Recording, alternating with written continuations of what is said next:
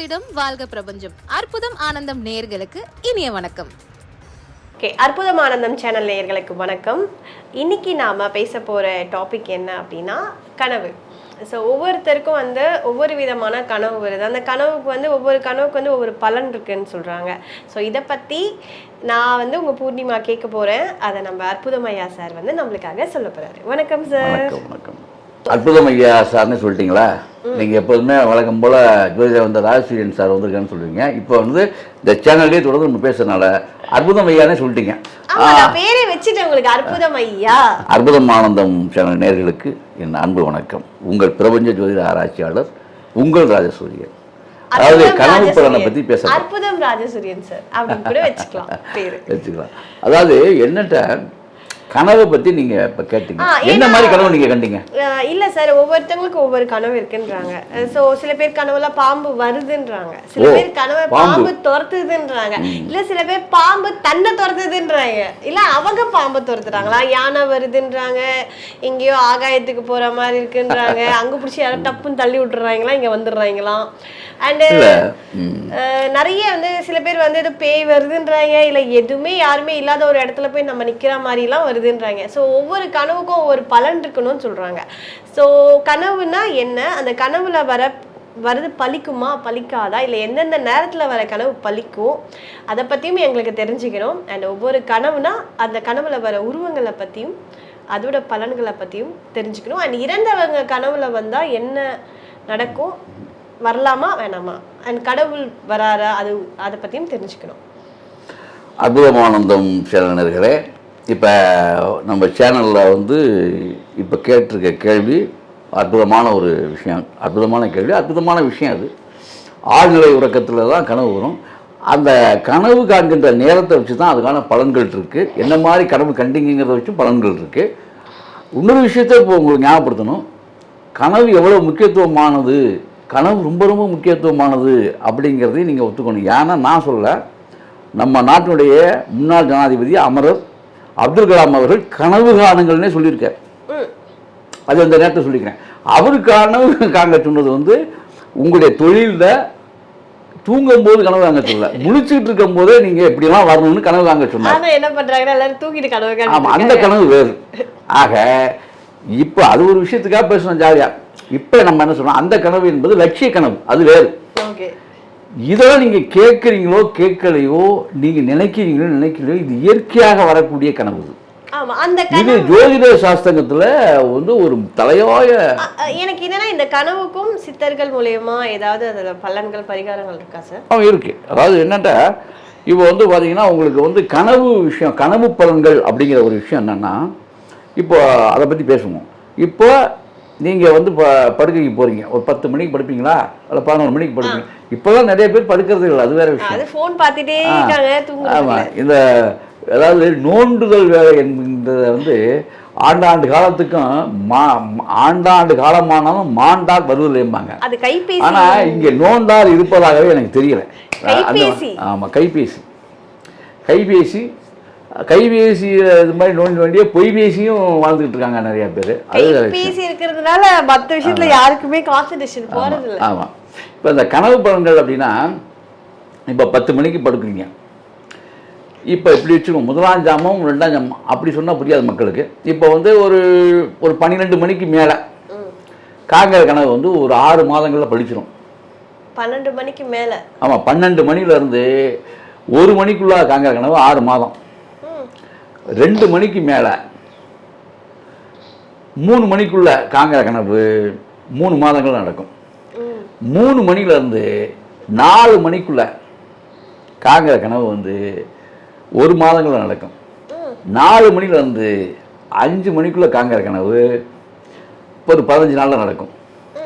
5 மணிலேருந்து 6 மணி, அதாவது சூரிய உதய காலம், 5:58க்குலாம் சூரியன் ஒழிச்சிடும் மேக்சிமம். அப்போ அந்த 5 மணிக்கு மேலே 6 மணிக்கு உள்ள காங்கிற கனவு அன்றைக்கே படிக்கும். 5 மணிலேருந்து 6 மணிக்குள்ள இருக்குது அன்னைக்கே படிக்கும். மறுநாள் விடியும் போதே படிக்கும். அன்றைய நாளில் படிக்கும். அந்த 28 மணி நேரத்தில், அதாவது 24 ஹவர்ஸில் படிக்கும். இதுதான் நம்முடைய முன்னோர்கள் அனுபவ ரீதியாக சொன்ன விஷயம், நம்முடைய சித்த பெருமக்கள் சொன்ன சூட்சம். இப்போ இதில் இன்னொரு விஷயம் என்ன அப்படின்னா, என்ன மாதிரி கனவு அப்படின்னு ஒன்று இருக்குது. இப்போ இறந்தவர்கள் வந்து இப்போ இறந்தவங்க இருக்காங்க. இப்போ இறந்தவங்க கனவுல வர்றாங்க. ஒரு அது எந்த நேரத்தில் வர்றாங்களோ அதுக்கு தகுந்த மாதிரி நான் முன்னே சொல்லியிருக்கேன் எவ்வளோ காலத்துக்குள்ள நடக்கணும். இறந்தவங்க கனவுல வந்து பேசுகிறாங்க அல்லது உங்களோட அமைதியாக வந்துட்டு போகிறாங்க அப்படின்னா அவங்கள கும்பிட சொல்கிறாங்கன்னு அர்த்தம். இறந்தவங்க கனவுல வந்து அமைதியாக உங்கள்கிட்ட பேசக்கூடாதவங்க, உங்களை தொடவும் கூடாது, வந்திருக்காங்க பேசாமல் காட்சி மட்டும் கொடுத்துட்டு போயிட்டாங்க அப்படின்னா அவர்கள் போயிட்டாங்கன்னா. ஆமாம், அதாவது இறந்தவர்கள் உங்கள் கனவுல சும்மா வந்துட்டு பேசாமல் போயிட்டாங்கன்னா, உங்களை எதுவும் தொடக்கூடாது, பேசாமல் நின்று போயிட்டாங்கன்னா கண்டிப்பாக அவர்களை எடுத்து நீங்கள் கும்பிடணும், அவங்களுக்கு திதி இதெல்லாம் தர்ப்பணம்லாம் கொடுக்கணுங்கிறது கணக்கு. ஓகே. இருந்தவங்க வந்து உங்களோட பேசுகிறாங்க, உங்களை தொட்டு பேசுகிறாங்க அப்படின்னா கண்டிப்பாக ஏதோ உங்களுடைய குடும்பத்திலேயோ உங்களுக்கோ ஒரு பிரச்சனை வரப்போகுதுன்னு அர்த்தம். ஓகே, இதுதான் உண்மை. யாராக இருந்தாலும் சரி தான். அதே மாதிரி இறந்தவங்களுக்கும் உங்களுக்கும் சண்டை அங்கே வருது அப்படின்னா கனவுலேயே சண்டை வருது அந்த மாதிரி காங்குறீங்க அவங்க. அதே மாதிரி அவர் சண்டை போட்டுட்டு கோச்சிட்டு இறந்தவங்க திரும்ப கோச்சிட்டு போகிறாங்கன்னு கனவுண்டா கண்டிப்பாக கடுமையான கோர்ட் வழக்கு வம்பு இல்லாட்டி ஏதோ ஒரு பிரச்சனை சண்டை சச்சரவு வீட்டில் சீக்கிரம் வரப்போகுது அப்படின்னு அர்த்தம். இதுதான் இது இறந்தவர்கள் வர்றது. ஆக மொத்தத்தில் முதல்ல வந்துட்டு மொத்தத்தில் இறந்தவர்கள் வருவது என்பது நல்லதல்ல. இறந்தவர்கள் கனவுல வர்றது நல்லதில்லை. இது இன்னொரு இதில் வந்து விதிவிலக்கு என்ன அப்படின்னா, உலகத்துக்கே தெரிஞ்ச புகழ்பெற்றவங்க இருக்காங்க. இப்போ வந்து மகாத்மா காந்தி, பேரறிஞர் அண்ணா, எம்ஜிஆர் அவர்கள், அதே மாதிரி உலகத்துக்கு தெரிஞ்ச ஆளுன்னு அதாவது எல்லாத்துக்குமே தெரியும் இவங்க சொல்லலாம் சார். அதான் எம்ஜிஆர் தான். எம்ஜிஆர் அதே மாதிரி ஃபாரின் இடத்துக்கு போனால் யார் யாரை தெரியுமோ உலகம். அதே மாதிரி டாட்டா, பிர்லா, நெப்போலியன், நிறைய பேர் இருக்காங்க. இதே மாதிரி நெப்போலியன் அரசர்களில் உலக புகழ் பெற்றவர்களை சொல்கிறேன், யாராக இருந்தாலும் சித்தான். இவர்கள் உங்கள் கனவுல வந்தால் ஒரு பெரிய மாற்றம் வாழ்க்கையில் ஏற்படும், ஒரு சேஞ்சஸ் உருவாகும். உங்களுக்கு இடம் மாற்றம் ஏற்படலாம், ஒரு மாற்றம் ஏற்படலாம். உங்களுடைய குடும்பத்தார்கள் புகழ்பெற்றவர்களாக இருந்தால், பெரிய புகழ்பெற்றவங்களாக இருந்தாங்கன்னா உங்களுக்கு அதே பலன் தான். நான் சொல்ல சராசரியாளர்கள் கனவுல வரக்கூடாது. இந்த புகழ்பெற்றவர்களுக்கெல்லாம் ஒரு முக்கியத்துவம் இருக்குது. இவங்க கனவுல வந்தால் இதை மட்டும் நீங்கள் அப்படி எடுத்துக்கணும். அவங்களும் இறந்து போனவங்க தான். மகாத்மா காந்தி இறந்து போனார், எம்ஜிஆர் இறந்து போயிட்டார், அறிஞர் அண்ணா இறந்து போயிட்டார். இந்த மாதிரி யாரை நீங்கள் எடுத்துக்கிட்டாலும் இறந்து போன புகழ்பெற்றவங்க. சிவாஜி கணேசன் அவர் இறந்து போயிட்டார், புகழ்பெற்றவர். இந்த மாதிரி பெரிய அளவில் புகழ்பெற்றவர்கள் சொல்கிறேன், சும்மா சின்ன லெவலெல்லாம் இல்லை. இவங்கெல்லாம் பெரிய அளவில் புகழ்பெற்றவர்கள். நம்ம சொன்னதெல்லாம் இவங்கெல்லாம் கனவுல வந்தால் கலைஞர் கருணாநிதி இவரெல்லாம் வந்து புகழ்பெற்றவர். உலக இந்திரா காந்தி அம்மா, ஏன்னா வேர்ல்டுக்கே தெரியும் இவங்களை சொன்னாலே தெரியும் வேர்ல்டுக்கு. அப்படிங்கிறவங்க பூரா இவங்கெல்லாம் வந்து கனவுல வந்துட்டாங்கன்னா ஒரு பெரிய மாறுதல் ஏற்படும். ஓகே, அப்போ புகழ் பெற்றவங்களுக்கு கனவுல வந்தா நமக்கு ஒரு அதிசயம் நடக்கும். கண்டிப்பா நடக்கும், மாற்றம் நடக்கும், முன்னேற்றம் நடக்கும். அண்ட் இப்போ சில பேர் வந்து கனவுல வந்து எங்கேயோ ஒரு இடத்துல போய் தனியா நிக்கிற மாதிரி, எங்கேயோ நின்றுட்டு இருக்கும்போது யாரும் நம்மளை கூப்பிட்ற மாதிரி இருக்கும், நான் திரும்பி பார்த்தா யாருமே இல்லாத மாதிரிலாம் சில பேருக்கு கனவுகள் வருது. சில பேர் வந்து ஒரு காலி வீட்டுக்குள்ள போறாங்க, நம்மளுக்கு தெரிஞ்சவங்க எல்லாருமே இருக்காங்க, ஆனா அவங்களுக்குள்ள பேசிக்கிறாங்க, நம்மள யாருமே பார்க்காம இருக்க மாதிரிலாம் நிறைய பேர் கனவு. சில கனவுகள், ஆமா, சில கனவுகள் வந்து காலைல இருந்துச்சு நைட்லாம் பார்த்துட்டு இருப்பீங்க, ஞாபகம் இருக்கும், காலைல ஞாபகம் இருக்கு. அந்த கனவுகளுக்கு பலன் கிடையாது. உங்களுக்கு அதாவது ஒரு கனவு வந்து பலன் வந்து உங்களுக்குள்ள மறையாம ஞாபகமா இருந்தா மட்டும்தான் அந்த கனவு வந்து பலிக்கும். அதான் உண்மை. அதனால நீங்க அதை பத்தி பயப்பட வேண்டியதில்லை. அதான் இந்த இப்போ சில பேர் வந்து தனியா வந்து எங்கேயோ போற மாதிரிலாம் கனவு வருதுன்றாங்க, ஆனா அது ஞாபகம் வச்சிருக்காங்க, ஆனா போகும்போது யாரோ கூப்பிடுறாங்க, திரும்பி பார்த்தா யாருமே இல்லைன்றாங்க. ஸோ அது மாதிரி அந்த கனவெல்லாம் அந்த மாதிரி கனவு, அதாவது நீங்க வந்து எங்கேயோ போற மாதிரியும் உங்களை யாரோ கூப்பிடுற மாதிரியும் நீங்க திரும்பி பார்த்தா அவங்க யாருமே அந்த பக்கம் இல்லை அப்படிங்கிற மாதிரி கனவுலேயே ஒரு பயத்தை கொடுக்குற மாதிரி ஒரு கனவு கண்டிங்கன்னா உங்களுக்கு ஏதோ உங்கள் வீட்டிலையோ உங்களையோ ஏதோ ஒரு மோகினி அல்லது இறந்து போன ஆவி, ஏதோ ஒரு ஆவி உங்களை பின்தொடருதுன்னு அர்த்தம். ஓகே, யானை வந்தா அதே மாதிரி கனவுல வந்து யானை வருது உங்களுக்கு அப்படின்னு சொன்னால் கண்டிப்பாக உங்கள் வாழ்க்கையில் ஒரு பெரிய மாற்றம் உருவாக போகுதுன்னு அர்த்தம். யானை கிடைச்சிருச்சுன்னா யானையை நீங்கள் பார்த்துட்டிங்கன்னா அதே மாதிரி யானைகிட்ட காசு வாங்குற மாதிரி கனவு கண்டாலும் உங்கள் வாழ்க்கை வந்து வித்தியாசமாக மாறும், பெரிய மாற்றம் ஏற்படும். சில பேர் வந்து ஆகாயத்துக்கு போற மாதிரி அங்க வச்சு இப்போ ஆகாய காட்சி காண்கிறதுனால, அதாவது ஆகாய காட்சி காண்கக்கூடிய வாய்ப்பெல்லாம் கிடைச்சிச்சுன்னா, அதாவது சாப்பிடுறாங்களாம், எல்லாமே எல்லாரையும் பாக்குறாங்களா, பேசுறாங்களா, நம்ம கூட பிறந்த அம்மா அப்பா தாத்தா பாட்டி எல்லாருமே பார்த்துட்டு காலையில எழுந்துக்கும் போது அவங்க யாருமே இல்லாம இங்க இருக்காங்களா, சாப்பிட்டோன்னே தள்ளி விட்டுறாங்களாம் கீழே. அப்படின்னா என்ன கனவு சார் அது? ஆமாம், அதான் சாப்பிட்டோன்னு தான், அதுதான் அந்த மாதிரி. அதுதான் அங்கேயும் வந்து இறந்தவர்களை பார்க்கறது வந்து தப்பு. இறந்தவர்களை போய் பார்த்தாங்கன்னா அவங்களுக்கு கஷ்டங்கள் அதிகரிக்கும்னு அர்த்தம். மேலே போயிட்டு நான் சொல்கிற ஆகாய காட்சி என்னென்னா, இப்போ போயிட்டு வந்து பார்த்தா விமானத்தில் போகிற மாதிரி இருக்கணும், நட்சத்திர கூட்டங்களுக்குள்ள போகிற மாதிரி இருக்கும், அந்த மாதிரி கனவு. அதில் வந்து இறந்தவங்க வந்துட்டாங்கன்னா போச்சு, அவுட்டு, கனவு அவுட்டு. ஆமாம், அவங்க கஷ்டப்படுவாங்க. நான் சொல்ல ஆகாய காட்சி பார்க்கறது, அதாவது நட்சத்திரத்தில் போகிறது, நிலாக்கிட்ட போகிறது, இந்த மாதிரி வர்றது, இந்த மாதிரி விஷயம்லாம் பார்த்தாங்கன்னா வாழ்க்கையில் அவங்க என்ன நினைச்சாங்களோ அதை ஜெயிக்க போகிறாங்கன்னு அர்த்தம். அவங்க நினைச்சு நடக்க போகுதுன்னு அர்த்தம். அதே மாதிரி ஓடுற தண்ணி, ஆறை வந்து அவங்க பார்த்தாங்க, ஓடுற தண்ணியை பார்த்தாங்கன்னா காசு வரப்போகுதுன்னு அர்த்தம். சரி, அப்புறம் இன்னொன்று, பாம்பு வந்து கனவுல வந்ததுன்னா, இப்போ பாம்பு நம்மள துரத்துனா என்ன, இல்லை பாம்பை நம்ம துரத்துனா அது என்ன சார்? அதாவது உங்களுக்கு பாம்பை நீங்கள் துரத்தினாலும் சரி, பாம்பு உங்களை துரத்தினாலும் சரி, உங்களுக்கு வந்து கடுமையான பிரச்சனை வரும். அதாவது உங்களுக்கு ஏதோ சண்டை சச்சரவு வரப்போகுது, ஏதோ பிரச்சனை யார் மூலமாக வரப்போகுதுன்னு அர்த்தம். அதே மாதிரி உங்களை வந்து பாம்பு தீண்டணும், பாம்பு உங்களை கடிக்கிற மாதிரி கனவு கண்டிங்கன்னா, அதுவும் வெண்ணிற பாம்பு, வெள்ளை நிறத்தில் வரக்கூடிய பாம்பு உங்களை கடிக்கிற மாதிரி கனவு கண்டிங்கன்னா ஒரு பேர் அதிர்ஷ்டம் உங்களுக்கு. உங்களுக்கு சம்பந்தங்களாக சொத்து சேர்க்க வந்துடும். அதே மாதிரி சராசரியான பாம்பு உங்களை தீண்டுற மாதிரி கனவு கண்டிங்க, இப்போ அந்த அதாவது வெண்ணிற பாம்பாக இல்லாமல் கனவு கண்டிங்கன்னா அதில் நல்லதும் இருக்கும் கெட்டதும் இருக்கும். ஓகே, இன்னொரு விஷயம், கனவுல சாமி வந்தா? ஆமாம், கனவுல நீங்கள் தெய்வங்களை பார்த்தீங்கன்னா, தெய்வங்களுடைய சிலைகள் எதை நீங்கள் பார்த்தாலுமே சரிதான், உங்களுக்கு வாழ்க்கையில் திருப்பம் ஏற்படும்னு அர்த்தம். நல்ல விஷயம் அது. அந்த எந்த தெய்வத்தை பார்த்தீங்கன்னா அந்த தெய்வத்துடைய கோயிலுக்கு நீங்கள் அவசியம் போகணும். போனீங்கன்னா 48 நாளையில் உங்கள் வாழ்க்கையில் நல்ல மாற்றம் ஏற்படும். தெய்வங்களை எந்த தெய்வத்தை பார்க்கறது நல்லது தான். காவல் தெய்வங்களை பார்த்தீங்கன்னு சொன்னால் பிரச்சனை வந்து நீங்கும்னு அர்த்தம்.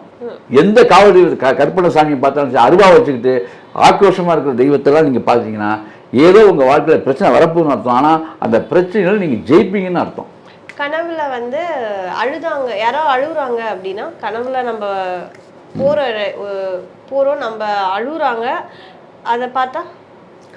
அதாவது கனவுல அழுகுறவங்கள நீங்கள் பார்க்குறது, அதே மாதிரி கனவுல வந்து இது மாதிரி 2-3 விஷயம் வரும். ஒருத்தனை போய் வெட்டுறான் ஒருத்தன், அந்த மாதிரி அகோர காட்சியை பார்க்குறது, கனவுல அழுகுற காட்சியை பார்க்குறது, ஒருத்தர் போய் ஆக்சிடென்ட் ஆகிறத கனவுல பார்க்குறது, அதே மாதிரி ஒருத்தன் தூக்கி போட்டுக்கிறத கனவுல பார்க்குறது, தண்ணி பொங்கி வர மாதிரி, தண்ணி வந்து பொங்கி அலை அடித்து அதுக்குள்ளே ஆளுகள்லாம் போகிற மாதிரி பார்க்குறது, இந்த மாதிரி அபத்தமான விஷயங்கள், நாய் சாகிற மாதிரி, இந்த மாதிரி ஏதோ இதுங்கள் அவஸ்தையினால் சாகிற மாதிரி கனவுகள்லாம் பார்க்க, எதுவாக இருந்தாலும் சரி தான். இந்த அவஸ்தை பிரச்சனைகள், ஆபத்தான விஷயங்களை கனவுல பார்க்கறது எல்லாமே உங்களுக்கு வந்து உங்கள் பிரச்சனை சீக்கிரம் சால்வ் ஆக போகுதுன்னு அர்த்தம்.